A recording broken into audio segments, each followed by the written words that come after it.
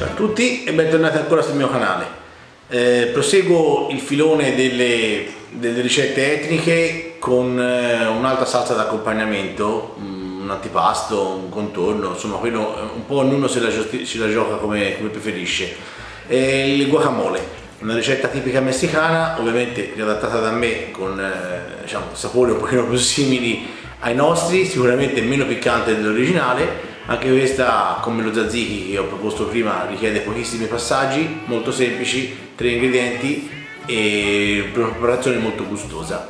Ok, quindi pinza alla mano, capelli legati, andiamo a fare da mangiare.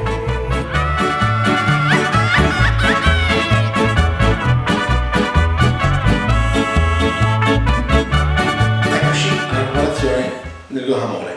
Allora, per fare il guacamole ci vogliono degli avocado maturi vuol dire che sono un pochino morbidi, non troppo, se no sono troppo maturi, e di questo colore, non so se si vede con queste luci, marrone, ok? Quando si comprano spesso sono verdi, non lasciati fuori, magari vicino alle mele qualche giorno, ok? Potevano diventare così, un po' morbidi e di questo colore. 2 lime, un peperoncino, olio e sale, ok? Cominciamo con la pulitura degli avocado. L'avocado all'interno ha un nocciolo grande, faccio vedere, che è questo, che va estratto, non sempre riesce, eccolo, dopodiché vanno puliti, così, come se fosse un frutto.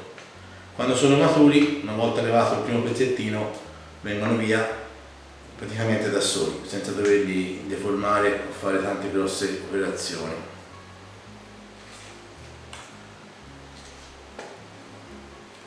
Ecco qua, pulito la prima metà. Proseguiamo con gli altri 3, 2. Ok, gli avocado li ho tagliati, li ho puliti. Adesso andiamo a tagliarli a pezzettini per fare la salsa. Allora, io non metto la salsa nel mixer, preferisco fare come fanno in Messico, ovvero un avocado ben maturo lo lavoriamo un po' con la forchetta. Allora, andiamo a vedere. Ovviamente più piccoli fate pezzettini, più facile sarà poi dopo lavorarli e ridurli in crema.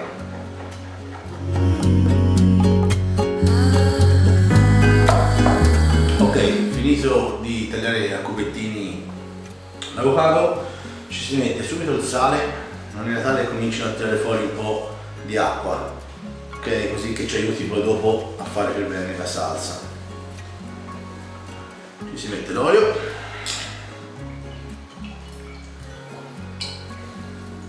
ovviamente questo non c'è una quantità, c'è l'olio e il sale, dipende dai gusti. Ok, si mette subito il lime che andiamo a lavorare un attimino così con il palmo della mano, schiacciandoli in maniera tale che tutte le vescichette interne rilasciano tutto il succo.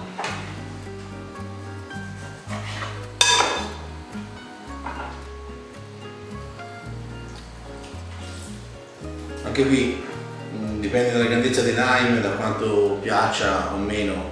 Io calcolo sempre su 3 avocado metto 2 lime circa. Comunque il consiglio è le prime volte magari ne mettete uno, poi dopo lo assaggiate, casomai si aggiunge dopo, tanto non cambia se viene fatto prima o dopo. I lime piacciono tantissimo, buonissimo, quindi abbondo sempre. Ne metto uno per ora e inizio con la forchetta ad andare a lavorare. Vedrete che dopo pochi passaggi inizierà a diventare cremoso, ok? Quindi a quel punto basta semplicemente un po' continuare a schiacciare la salsa, è quasi pronta. Allora, assaggiamo un attimo.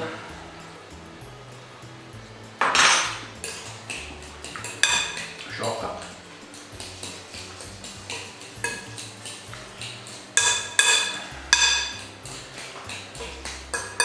Allora, la ricetta originale prevede un bel po' di peperoncino, invece mi metterò a mettere questo tra l'altro privandolo forse di una metà dei semi, che sono la parte più piccante. E in Messico ci mettono anche la cipolla cruda. Io non sono un amante della cipolla cruda, pertanto non ce la metterò, però a piacere ce la potete mettere. A volte l'ho visto servito anche con dei pomodorini crudi a dadini, anche quello, secondo me non ci castano nulla, però se piacciono non è libero di metterlo.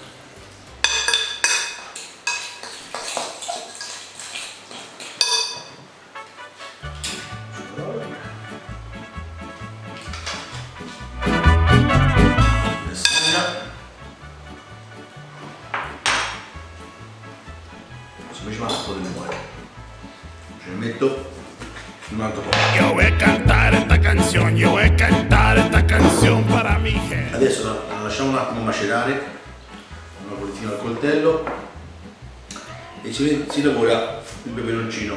Allora io faccio così, lo apro, metà lo lascio intero e di metà ci levo i semini. Ovviamente il peperoncino è una cosa che fa parte della ricetta perché è messicana, quindi logicamente nella ricetta originale il peperoncino c'è. Per intolleranze, se uno non piace così si può anche non mettere. Dà un po' il sapore, diciamo, dell'etnico, questo peperoncino e lime, tutto insieme.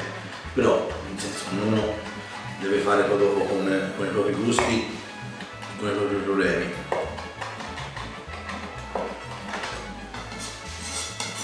Ok, anche questo viene un po' sminuzzato in maniera tale che venga più morbidino e si lascia dentro i semini e tutto.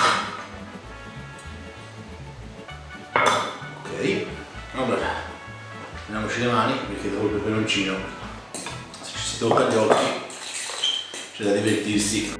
Questa salsa si può servire come antipasto insieme a dei nachos oppure come contorno a, non so, degli spiedini arrosto, della carne cotta alla brace oppure mangiata così semplicemente perché è veramente gradevole, anche extra, diciamo a metà pomeriggio con una bella birra fresca. Questa è il top. La salsa viene di questa consistenza qui, non liquida, non troppo grumosa. Ok, ci sono dei pezzettini più grossi, dei pezzettini completamente sfatti e secondo me è così e quando è buona. Ok, questa la apriamo con una pellicola e si lascia in frigorifero una mezz'oretta, poi dopo si serve e ovviamente va consumata oggi, al massimo domani, se no non va preparata così. Spero vi sia piaciuta, a presto!